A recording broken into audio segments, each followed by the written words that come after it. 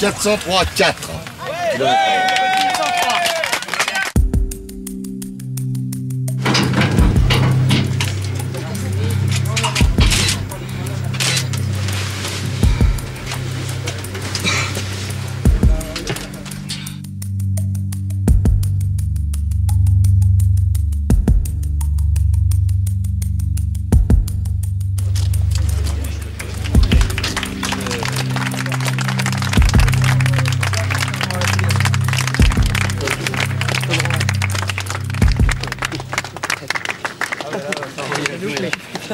T'as vu combien? 660?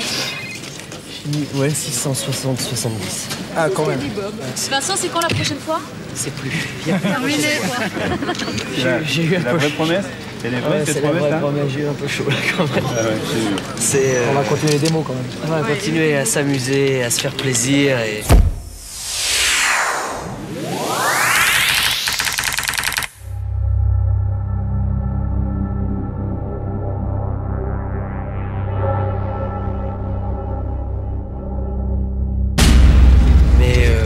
On va arrêter les conneries un peu.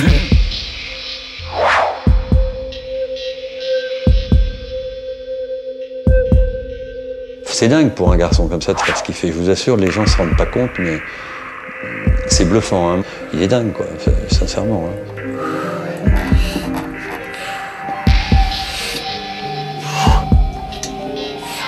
J'ai pas l'habitude, moi, de m'esbobir devant les exploits des mecs. Je sais exactement juger à la juste proportion ce que ça veut dire. Et là, je dois dire que je suis battu, là, parce que j'arrive pas. Je ferai pas. Peut-être ça, je ferai pas. C'est un de ces personnages, une de ces personnes qui est lisse à l'extérieur et qui a des ressources inimaginables à l'intérieur. Et moi, les cosmonautes que j'ai le plus admirés, notamment chez les soviétiques, c'était justement des gens comme Vincent. Je crois que ça va être une année très combative pour moi, parce que mine de rien, le record est dans 8 mois.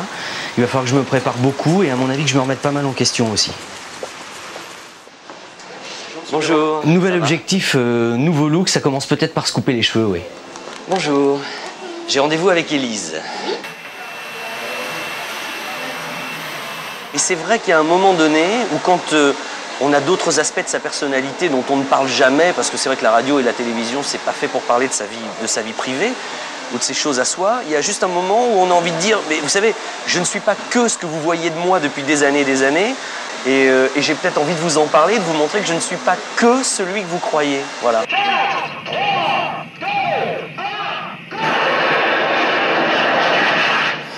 Rien que d'entendre le son, j'en tremble un petit peu parce que je... C'est ce que tu entends dans la voiture, toi. Oui, c'est ce que je ressens de la voiture. C'est ce qu'ils appellent avoir le feu au cul, quoi. Dans quelques instants, vos coups de gueule, bien évidemment, au 30-10 concernant cette émission et tout ce qui vous fait réagir. Et puis une surprise, un coup de projecteur. Vincent Perrault, star d'RTL, viendra nous dire qu'il va tenter l'impossible. 500 km/h en dragster. C'est après ça. Julien Courbet revient dans une minute. Et d'ailleurs, tu as eu une autorisation du ministre de la Défense, Michel Alliot-Marie, pour aller t'entraîner avec des militaires. Exactement. Alors ça fait 10 ans que je m'entraîne, parce que ça fait 10 ans que mon but c'est d'arriver un jour à faire partie des 30 personnes au monde à avoir roulé au moins une fois à plus de 500 km/h sur Terre. Il y a un mot qui résume tout, c'est la passion.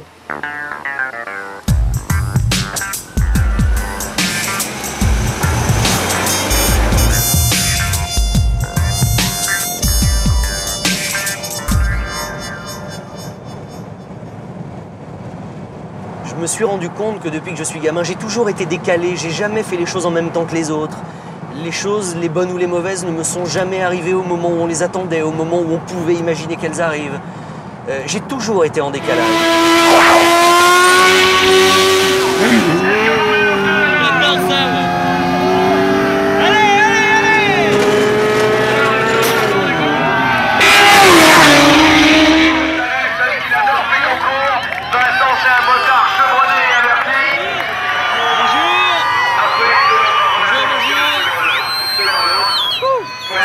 Parce que j'étais à la radio sur RTL ce matin, tout seul dans mon petit studio. Et là, tout d'un coup, il y a... C'est-à-dire que les gens viennent pas vous voir pour la même chose. Et c'est formidable de pouvoir avoir deux vies comme ça, deux espèces de casquettes tellement différentes l'une de l'autre. C'est assez fascinant, j'adore ça finalement. J'adore ça.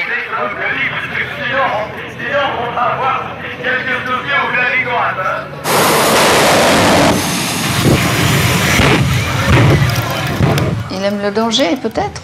Moi, je lui ai posé la question plusieurs fois, souvent, mais il me dit « j'aime ça ». Ça s'explique pas, j'aime ça. J'ai envie de faire ça. Il a suffi d'une rencontre, vous savez. Ça l'a impressionné, ça l'a attiré. Ça fait 10 ans qu'il pratique ce sport.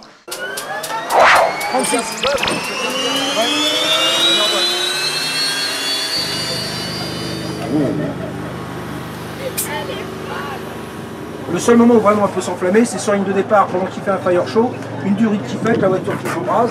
Dans ces cas, il coupe le réacteur tout de suite et tout le monde se tire. Alors tu te méfies, pendant le fire show, tu risques d'être dépassé par la fumée.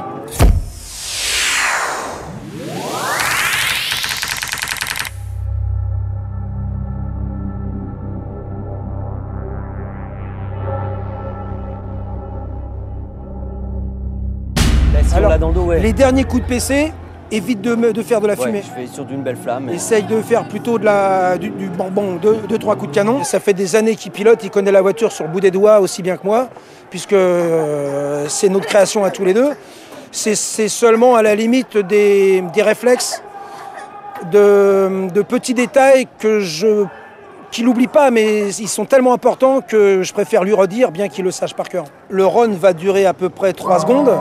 Mais pendant ces 3 secondes, il y a tellement de trucs à faire dans la bagnole qu'on a du mal à penser, à croire qu'on va réussir à tout faire. Ouais. Mais finalement, c'est tellement des automatismes qu'en règle générale, il y a 2-3 petits points assez délicats où il y a un rituel, il faut bien le faire dans le bon ordre, sinon on peut endommager la voiture. Et c'est ça le point le plus important. Il faut bien manipuler les manettes dans le bon ordre. Voilà, c'est bon. Oh putain, ça va être sensationnel déjà. Putain, la position. Déjà, le fait d'être dedans comme ça, c'est pour ça que je voulais absolument que tu fasses un essai de mise en positionnement avec un petit démarrage avant, parce que ça va te donner une petite idée de l'ensemble et tu seras moins surpris. Tout à l'heure, tu pourras mieux profiter en fait ce soir.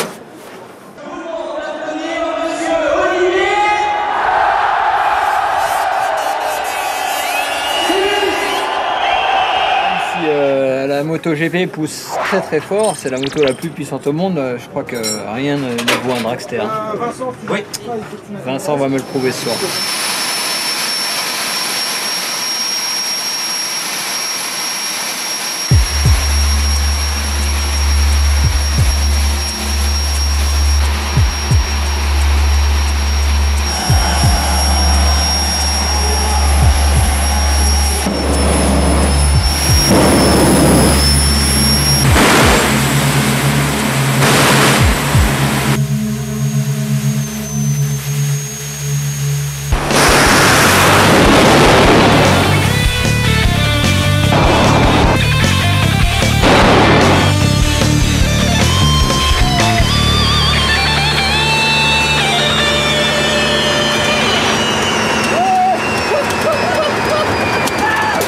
Respirer.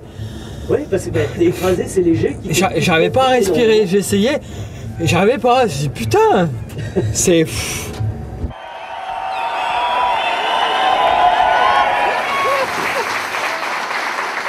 34 à la nuit.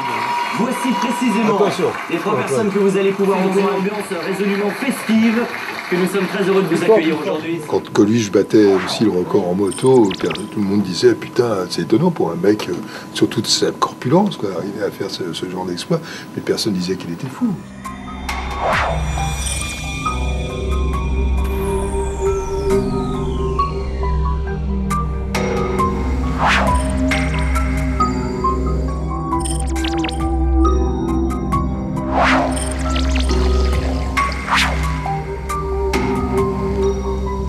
C'est exactement le carburant qui servira pour le record.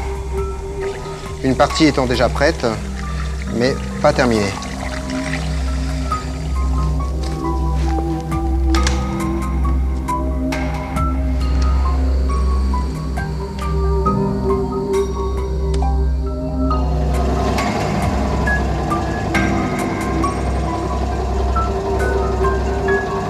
Alors Alors ici, on est dans un endroit secret, puisque c'est un endroit en fait où on fabrique le peroxyde pour les voitures et les motos-fusées. Le fonctionnement de cette machine, on va dire qu'il est connu de l'époque de la NASA, puisque la NASA utilisait en fin de compte du peroxyde pour leur propulsion. Maintenant, ils sont passés bien évidemment à quelque chose de beaucoup moins dangereux et de beaucoup plus, on va dire, simple d'utilisation, puisque le peroxyde reste encore un moyen très compliqué du fait qu'il est instable. On va mettre toute la machine en route maintenant. Ça, ce sont les cadrans, ce seront en fait les alarmes. Hein, voilà, là, on va l'allumer. C'est une caméra, en fin de compte, qui va nous permettre d'enregistrer et de visionner tout le procédé en permanence, au cas où il faille intervenir sur une alarme, pendant qu'on est allé aux toilettes ou quelque chose comme ça. On a donc cette caméra qui nous répercute dans tout le bâtiment le fonctionnement de la machine. Donc ça, c'est une sécurité.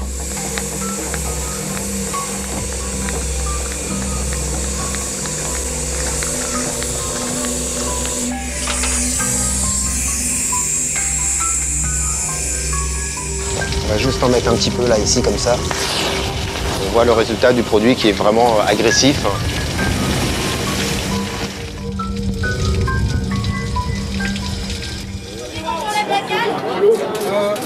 T'as le frein ? Je suis dessus.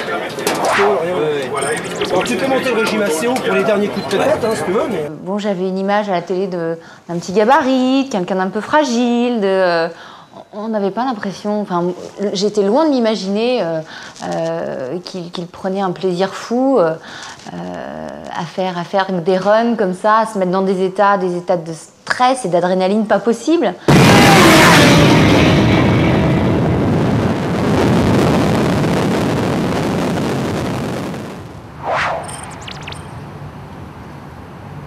C'est vrai que je flippe un peu avant cet examen parce que mon cardiologue est le seul avec Bob à pouvoir me dire de renoncer et j'ai un peu peur du résultat en fait. Tu sais que j'ai pris une douche ce matin. Hein. Je sais, mais je suis pas en train de te laver, je suis en train de te mettre de la pâte conductrice. Dis donc, t'as drôlement bossé, hein, les pecs et tout. Hein. Ça me fait plaisir que ça se voit. Ça se voit, ouais, parce que j'ai pas mal. La dernière fois que je t'avais vu, j'étais pas très content. On rentre dans une situation au moment de la concentration, de la préparation qui nécessite, je dirais, des sécrétions hormonales de stress parfaites. Ça, c'est la première chose. Ces sécrétions hormonales lui permettent de garder la vigilance et la concentration nerveuse pour atteindre son objectif. Ensuite, le cœur, de par cette concentration et de par cette accélération, tourne très vite. Et à l'arrêt, il peut y avoir, je dirais, un coup de frein, non pas au niveau de la voiture, mais au niveau du cœur, et un ralentissement très important qui, là, peut se traduire par un malaise qui peut aller jusqu'à l'arrêt cardiaque.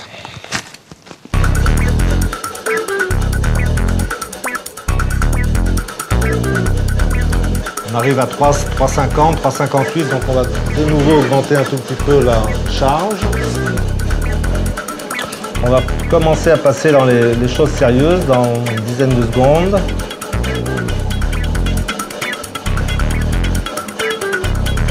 Je vais te monter un petit peu la charge. Lors d'un précédent record, d'une précédente tentative, beaucoup de personnes qui l'entourent de près m'ont demandé de lui dire de s'arrêter.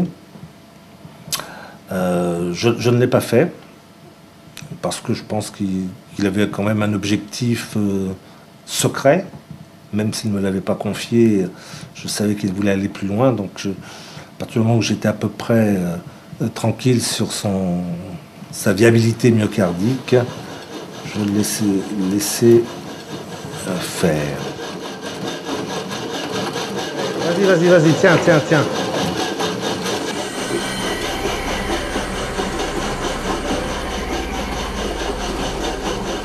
Sa fréquence cardiaque touche les 100 battements, donc passer de 180 à 100 battements en 2 minutes est un excellent critère d'adaptation à l'effort demandé et montre qu'il a un muscle cardiaque parfaitement performant à l'heure actuelle, lui permettant certainement d'envisager les plus grosses et belles performances. Donc je peux y aller alors? Ah, tu peux y aller.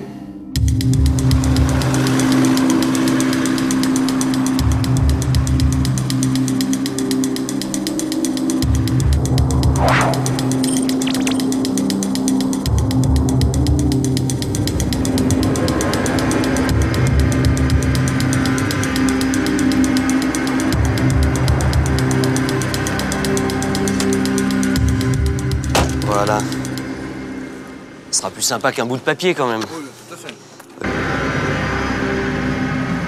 À mon avis, je crois que si l'armée s'est intéressée à notre projet, c'est parce qu'il y a quand même des similitudes. Au moins, il y a un état d'esprit commun.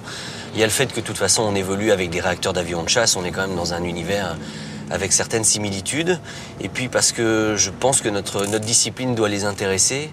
C'est un petit peu parallèle à ce qu'ils font sur certains points techniques et qu'il y a forcément des échanges qui peuvent se passer. Je pense qu'ils ont vu qu'on essayait de faire ça avec beaucoup de sérieux aussi et que l'échange n'était peut-être pas unilatéral, mais bilatéral et qu'on pouvait tous avoir des choses intéressantes à se dire. J'ai prévu vendredi matin de remettre la mission, donc jeudi après-midi ce sera ça laisse une soupape de sécurité si voilà, jamais... Exactement.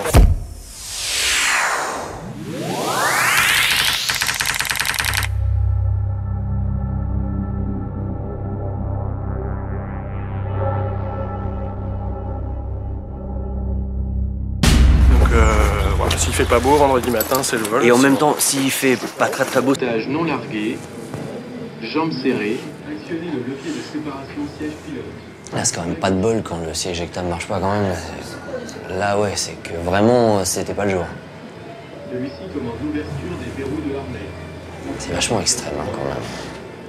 Donc attendez bien que les pieds touchent l'eau pour être sûr que vous êtes dans l'eau et là vous dégrafez la boucle. D'accord.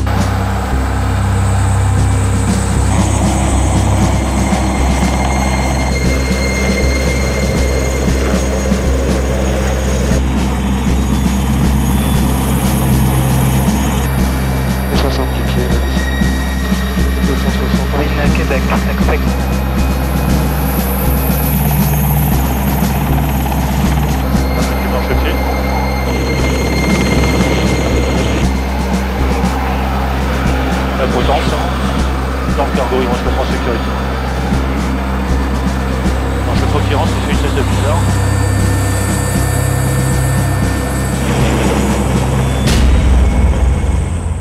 On a vu la tension qui montait avec les commandos, ils sont pas là pour rigoler, hein, c'est les mecs qui vont en opération tous les 2 mois, ils sont sur le théâtre, c'est sûrement des gens qui reviennent d'Afghanistan, un peu partout, et c'est des mecs qui eux sont opérationnels, qui font la guerre tous les jours. La mission Resco, c'est pas une mission d'entraînement comme les autres, c'est quand même une mission où un jour ça peut nous arriver. Donc c'est vrai que ça nous touche particulièrement et c'est un truc auquel on prend pas ça à la légère.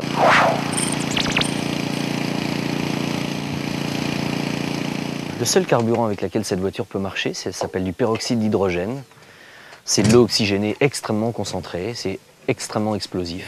Ça se compare à peu près 1 pour 1 avec le TNT. Et donc on va faire 2 essais avec pour la première fois du carburant dans les entrailles de cette bête. Avant de freiner, tu vérifies si tu es bien au milieu de la piste, tu regardes si elle tire à droite, à gauche, si ton volant il est droit. Et puis après tu titubes un peu le frein. Tu chauffes un peu les freins. Après je te branche l'air dès que la coque est baissée. Tu te souviens? Première chose à faire, on attends, et quand je le mets, c'est normal. Ah oui, mais il est pas attaché là le truc. Attends.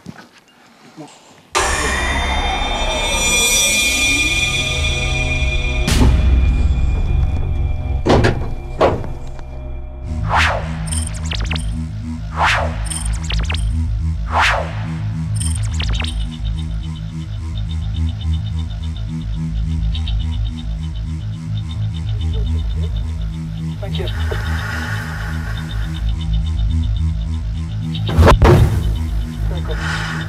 Ah, je commence à aimer ça. 580 PSI. Oui, je suis prêt.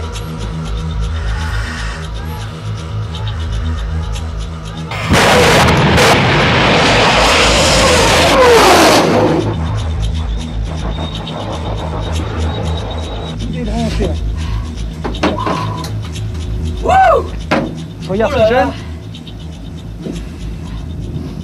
Non, il n'y a rien qui gêne, il devrait monter. On y retourne. Vache. Ah bah on voit qu'on n'a pas bossé pour rien, quoi. C'est la fin du monde. Ouais. Ça n'a plus rien à voir. Ouais. Ah putain, qu'est-ce que ça fait plaisir.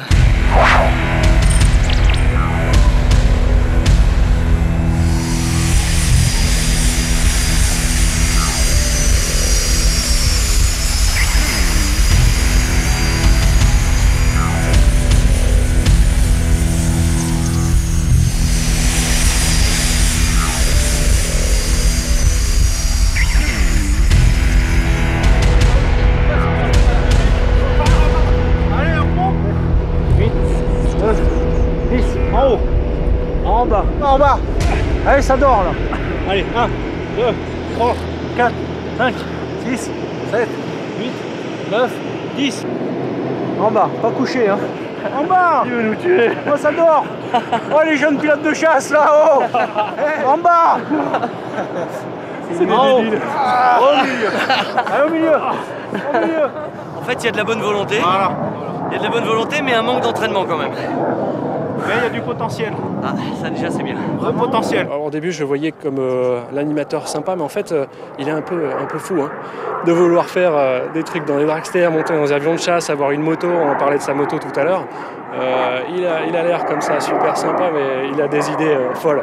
Et moi, j'aime bien ce genre de personnage parce que c'est un peu aussi ce qui me correspond et c'est la raison pour laquelle je monte dans un avion aussi. C'est que j'adore la vitesse, j'adore le facteur de charge, j'adore les sensations, l'extrême. Je suis motard aussi comme lui. Et il m'a proposé tout à l'heure d'aller faire un tour dans son dragster. Ça, c'est un truc que j'imaginais même pas et qui va être fantastique, quoi. It's 12 and 8 minutes, 9 minutes, sorry. Je vous suis. So the mission is a BFM flight. I will be leader for this mission. We'll go to the area in low altitude. We'll contact Mont-de-Marsan on a frequency we'll give later. I will say turn away, turn in, tally, fight is on. The weapons will be guns and will stay between 5,000 and 15,000. Be careful of the ceiling. Je sens que ça va être chaud. Ok, là.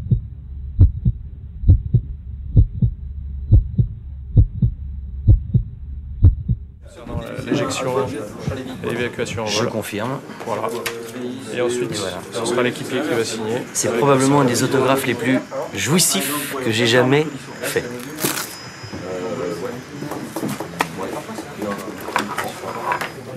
Une hésitation possible, on y va Non, maintenant. mais évidemment. Alors, c'est parti. Allez. Ça, il n'y en a pas des comme ça. Merci Marie. Ça m'aide à me concentrer. C'est un début de rituel, entre guillemets. Je mets les gants. Pendant ce temps-là, je repense aux différents éléments de la mission. Ouais. Et c'est pas forcément le cas de tous les pilotes. Tout le monde ne va pas forcément faire ça. Chacun a ses petits trucs, ses petites habitudes. Mais en tout cas, ce qui est sûr, c'est qu'on fait tous toujours la même chose dans le même ordre. C'est un truc qui nous aide à déclencher un processus mental qui nous dit ça y est, maintenant, on va monter dans l'avion, on va faire la mission. On est parti pour ça. Ouais. On y va dans cet état d'esprit-là. Ouais.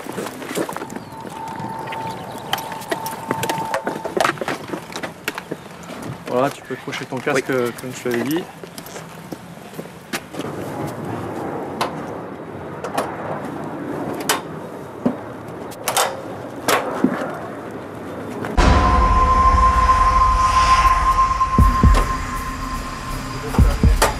L'intensité de l'émotion que je suis en train de vivre en ce moment me fait penser au jour où je me suis retrouvé enfermé dans une cage avec 6 panthères dans un cirque.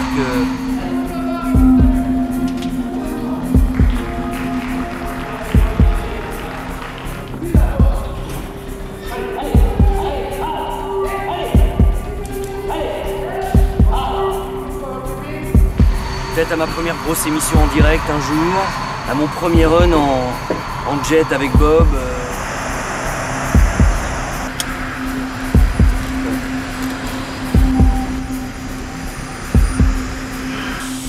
On est en train de toucher mon rêve de noces tous les matins. Quand je me lève, je me dis, j'attends ce moment-là. On est en train de vivre tous les deux. Et je confirme numéro 1 et 2 Alpha Jet au décollage. Charlie, on le défend.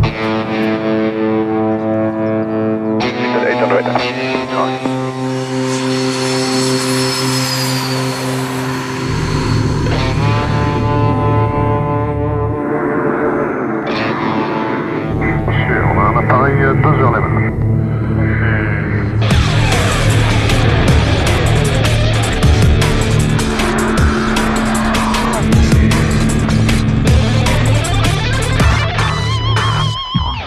On va voir si un pilote de dragster ça tient le coup ou pas. Je Je pense qu'il est entraîné, mais il va avoir du mal quand même. Parce qu'il est tombé sur plus fort que lui, je pense, aujourd'hui. Ça vomit. Ouais, t'as des chances qu'il ait été malade. Un gros vomi, beaucoup d'émotions. Ils vont faire le plus difficile, là. Ils vont faire apparemment, ils font du combat à basse altitude, en dessous de 5000 pieds, et a priori, ça devrait être un petit peu plus difficile au niveau facteur de charge. Capitaine Macoute, gaz d'approche. Oui, capitaine Macoute, on voudrait savoir en fait si monsieur Perrault va bien derrière, s'il a toujours ses esprits.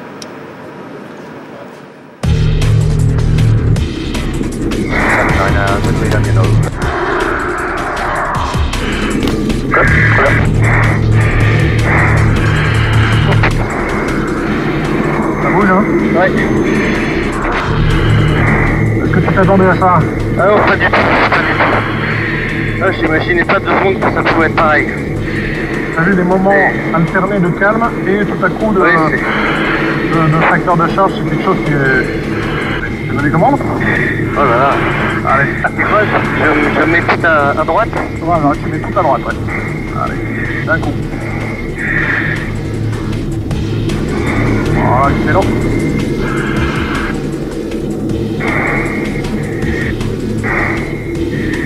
C'est moi qui fais ça? Oui, c'est toi. Moi, j'ai rien fait. Hein. Voilà ta première leçon de pilotage. Numéro 9, numéro.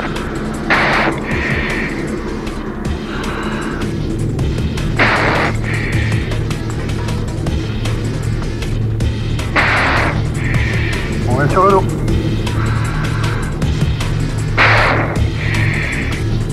T'as vu, c'est souple, hein? C'est incroyable.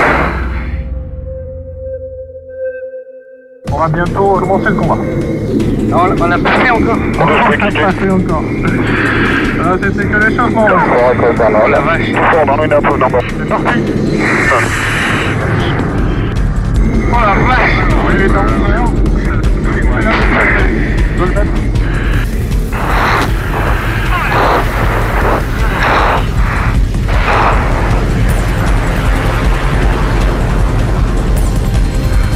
On est aux alentours de 6G. 6G et demi. Et 7 là. Oh putain.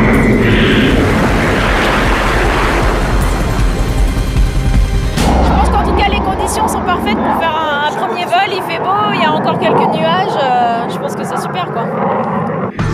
Je sais même pas comment j'arrive à tenir encore. Hein. Parce que c'est super fort. Ah, tu parles.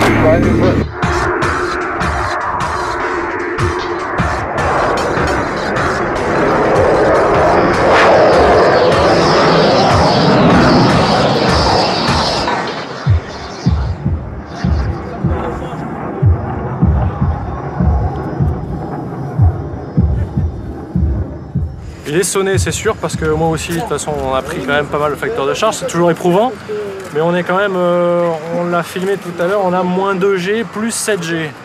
Voilà, c'est à peu près les capacités max de l'avion. Et il a résisté comme un chef. Comment on peut faire des choses aussi violentes et aussi fortes, vous pouvez pas vous imaginer.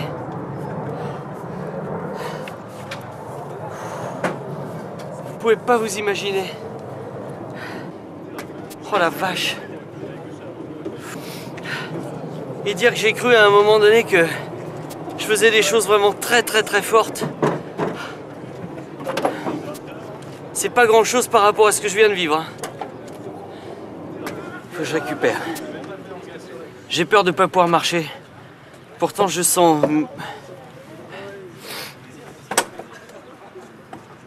Je sens mieux mes jambes que quand je sors d'un dragster, mais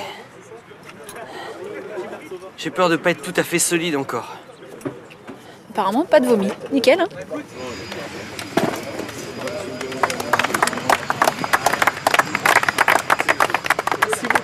Il a l'air d'être très éprouvé quand même.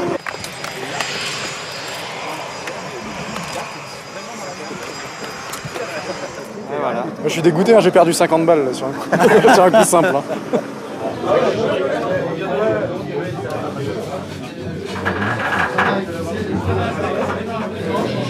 À un moment monde, c'est l'anonymat, c'est le côté militaire, c'est de partir en opération à droite à gauche. Et là, te rencontrer au début un peu stressé, et de voir que finalement, tu es quelqu'un qui est super ouvert et qui partage en fait les mêmes sensations qu'on peut partager nous dans nos avions, que tu as une vie finalement qui est en fait différente de ce qu'on voit nous à l'écran, mais une vie folle quoi. T'es motard, tu pilotes des dragsters, des trucs qui sont bien plus puissants que nos avions. Tu l'as vu aujourd'hui en accélération dans ce sens-là.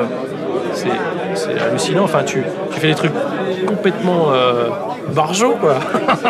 C'est lui qui dit ça, c'est pas le comble quand même. Ah, mais moi je suis barjot de métier. Toi, t'es barjot par passion. Par passion. Ah, les salopards! Ouais. Ah, d'accord.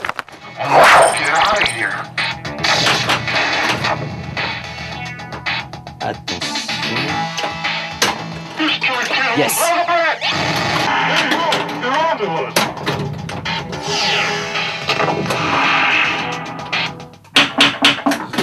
Ben voilà.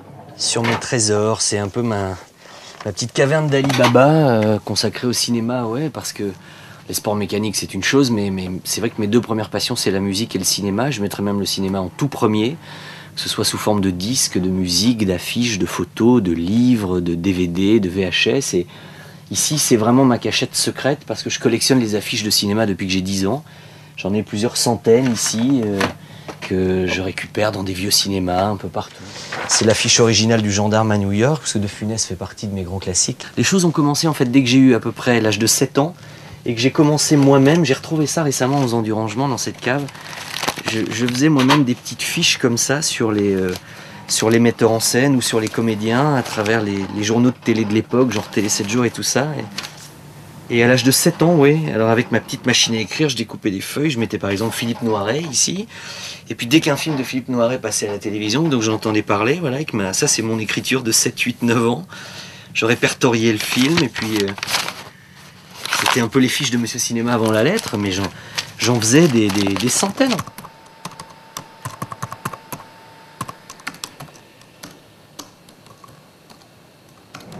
Je me souviens d'un Noël, il y a quelques années. Noël pour les enfants c'est toujours évidemment un moment particulier. Moi j'ai eu un Noël gâché parce que l'homme que j'aurais aimé être est mort ce jour-là, le jour de Noël. C'était Charlie Chaplin, dont j'ai lu les mémoires intitulées Ma vie très très jeune. Et j'avais une admiration, une passion pour la vie et l'œuvre de Charlie Chaplin, au point d'avoir pendant longtemps envié sa vie, son talent, son génie. Et j'aurais aimé être effectivement Chaplin.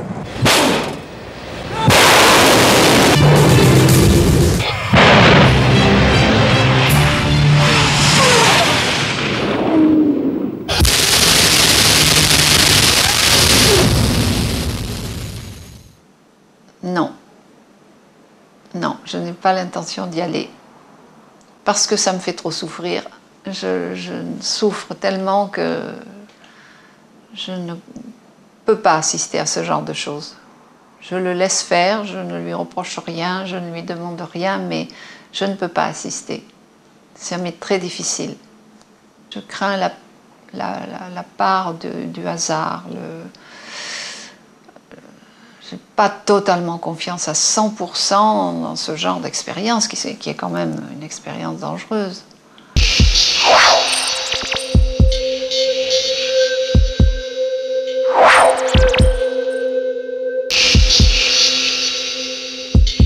Je fais corps avec une espèce de bête fauve que je vais devoir dompter pendant quelques secondes. Et là, je ne pense à rien, vraiment. Qu'à ce que j'ai à faire et au strict minimum. La pose des électrodes est un moment hyper important pour moi, c'est presque un cérémonial. Je sais que ça sert à quelque chose, c'est intéressant de pouvoir faire l'analyse, mais ça me sert sur le moment. C'est la dernière personne qui me touche, à part Bob, au moment où je vais partir. Ouais. C'est le dernier contact humain, et je sais que c'est le point de non-retour aussi. Je sais qu'à partir de maintenant, je suis surveillé, on enregistre mes pulsations cardiaques. On verra comment je vais me contrôler, comment je vais me comporter. C'est hyper important pour moi et très émouvant et tendu aussi, évidemment. À partir de maintenant, tout est dans la petite boîte. Bon Vincent, maintenant je vais te mettre dans la voiture. Tu vas mettre ton casque, le masque. On fait un essai de masque, tu te regardes. Le radio. Le radio. Allez.